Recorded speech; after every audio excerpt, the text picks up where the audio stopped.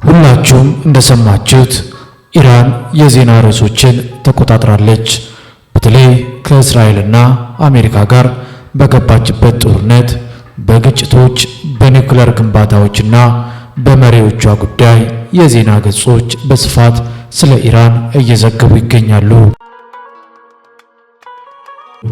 ነገር ግን በጣም ጥቂቶች የሚገነዘቡት ነገር አለ። ታሪኳ ቀድሞውኑ በመጽሐፍ ቅዱስ ውስጥ ተጽፏል። መጀመሪያዋም መጨረሻዋም በግልጽ ይታወቃል። ኢራን ከኦሪት ዘፍጥረት ጀምሮ እስከ መጨረሻ ዘመን ትንቢቶች ድረስ በመጽሐፍ ቅዱስ ውስጥ ተጠቅሳለች።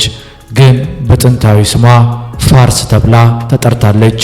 በዛሬው ፕሮግራማችን ውስጥ ኤላምና ፋርስ ወይም በእንግሊዘኛ ፐርሺያ ኢምፓየር የሚሉ ቃላትን ስንጠቀም ሁሉም የአሁኗ ዘመናዊት ኢራን ግዛት ውስጥ ያሉ እንደሆነ፣ ስለ አሁኗ ኢራን እያወራን እንደሆነ እንድታውቁ እያልን በቀጥታ ወደ ፕሮግራሙ እንሻገር። መልካም ቆይታ ይሁንላችሁ።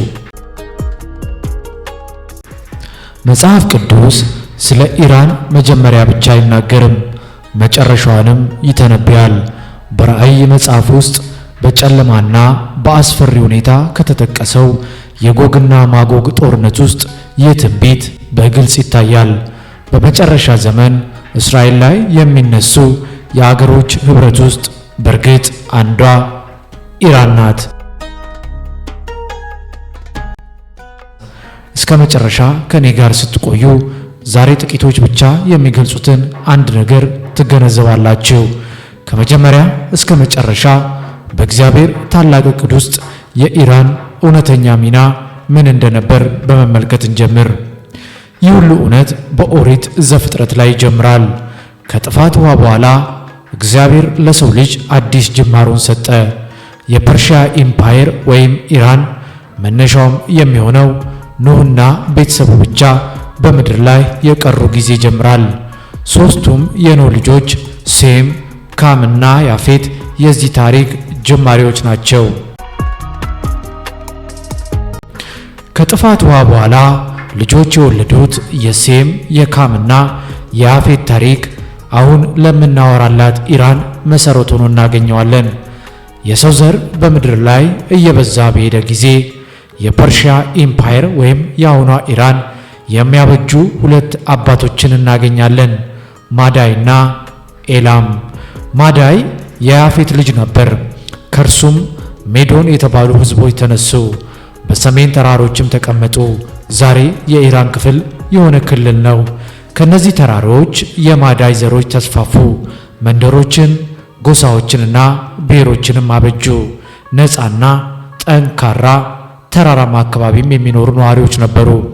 ሁለተኛው ስም ኤላም ነው። ዘሮቹ ኤላማውያን በደቡብ ምዕራብ ኢራን በፍሬያማና ለምለም መሬት ተቀመጡ፣ ከፐርሺያ ባህር ግርጌ አጠገብ። ኦሪት ዘፍጥረት 14 ግን የመጀመሪያውን ታላቅ ዓለም አቀፍ ጦርነት ይናገራል። ከምስራቅ 4 ነገሥታት ከኤላም ንጉሥ ኪዶል አሞር ጋር ከነዓንን ወረሩ፣ ከተሞችን ረበሹ፣ ሰዎችን ማርከው ወሰዱ። የአብርሃምን ዘመድ ሎጥን እንኳን ማርከውት ይዘውት ሄዱ። ኤላም ትንሽ ወገን አልነበረችም፣ ኃይለኛ ሕዝብ ነበረች። እናም እንደ አንድ የመጽሐፍ ቅዱስ የእምነት መገለጫ የሆነን ሕዝብን የወረረች የመጀመሪያዋም ነበረች። ግን አብርሃም ዝም ብሎ አልተመለከተም። 318 የሰለጠኑ ባሪያዎች ጋር አሳደዳቸው። በሌሊትም ወረራን አድርጎ አሸነፋቸው። ሎጥንም አዳነ፣ ምርኮኞችንም አስለቀቀ። ይህ ከሰው አስተሳሰብ በላይ የሆነ ድል ነበረ። ነገር ግን ኤላማውያን አልጠፉም። ዘመናት አለፉ፣ ትውልዶች ተዋለዱ፣ የሞቱትም ሞቱ። እነዚያ ጎሳዎች ግን በቁጥር በዙ። ኤላማውያንና ሜዶን በአንድ ምድር ኖሩ። አንዱ በደቡብ ምዕራብ በፍሬያማ መሬት፣ ሌላው በሰሜን ተራሮች። በነቢዩ ኢሳይያስና በነቢዩ ኤርምያስ በእነርሱ ላይ ሁለት ታላላቅ ትንቢቶችም ተናገሩ። መጀመሪያው እግዚአብሔር ኤላምና ሜዶንን ባቢሎንን ለመቅጣት እንደሚጠቀም ነበረ። ሁለተኛው ግን ይበልጥ አስደናቂ ነበር። እግዚአብሔር ፐርሺያን የነጻነት መሳሪያ እንደሚያደርጋት ኢሳይያስ እንኳን 150 ዓመት በፊት ሳይወለድ ንጉሥ በስሙ ጠራው፣ እርሱም ቂሮስ ይባላል። እግዚአብሔር ለተቀባው ለቂሮስ ይላል። ንጉሥ ቂሮስ እስራኤላውያንን ከባቢሎን ምርኮ ነፃ ያወጣና ቤተ መቅደስን እንዲሠራ የፈቀደ ንጉሥ ነው። እነዚህ ትንቢቶችም በትክክል ተፈጸሙ። ቂሮስ ባቢሎንን አሸነፈ፣ ሜዶንን አንድ አደረገ፣ ታላቅ ኃይልም ሆነ። በአንድ ሌሊት ባቢሎን ወደቀች፣ ትንቢቱም ተፈጸመ። አይሁድ 70 ዓመት ካለቀሱ በኋላ ወደ ኢየሩሳሌም እንዲመለሱ ተፈቀደላቸው። ቂሮስ መፍቀድ ብቻ አልነበረም፣ ቤተ መቅደስን እንዲሰሩ ገንዘብን ሰጠ፣ መሪዎቻቸውን ላከ።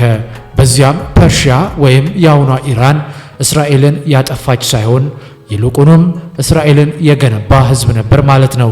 ዘመናት አለፉ፣ ነገር ግን ፐርሺያ እንደገና ተገለጠች። በማቴዎስ ወንጌል ላይ ከምስራቅ የመጡ ጥበበኞች አዲሱን ንጉሥ ለመፈለግ መጡ።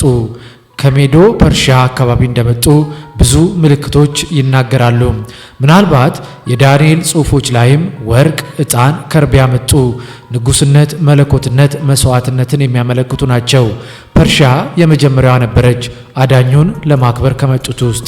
ነገር ግን ታሪኩ በቤተልሔም አያበቃም።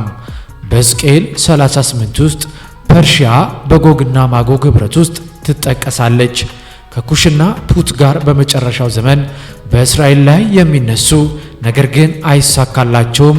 እግዚአብሔር በቀጥታ ይገባል፣ ታላቅነቴንና ቅድስናዬን አሳያለሁ ተብሎ ተጽፏል። ግን ኤርምያስ ሌላ ተስፋን ይሰጣል። ስለ ኤላም ሕዝብ ወይም ስለ አሁኗ ኢራን ቀስቱን እሰብራለሁ፣ ነገር ግን በመጨረሻ ዘመን ምርኮን እመልሳለሁ ይላል እግዚአብሔር። ፍርድ አለ፣ ግን መመለስም እንዳለ በግልጽ ይናገራል። ስለዚህ ፐርሺያ ወይም የአሁኗ ኢራን ከዘፍጥረት እስከ ራእይ ድረስ ተጠቅሳለች። እንደ ጠላት፣ እንደ አዳኝ፣ እንደ አንድ የትንቢት ክፍል መጽሐፍ ቅዱስ ከጅማሬዋ እስከ ፍጻሜዋ በግልጽ ይናገራል።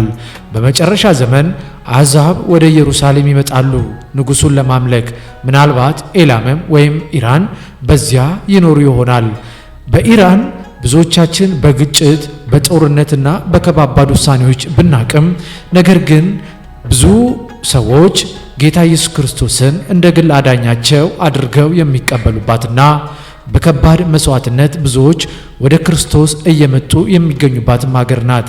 ምናልባት ይህ ጦርነት ወይም ደግሞ አሁን የተከሰተው ሁኔታ ለብዙ ጊዜ የተጨቆኑበትና ብዙዎችም ወደ ኢየሱስ ክርስቶስ እንደሚመጡ እድልን የሚፈጥር ሊሆን ይችላል።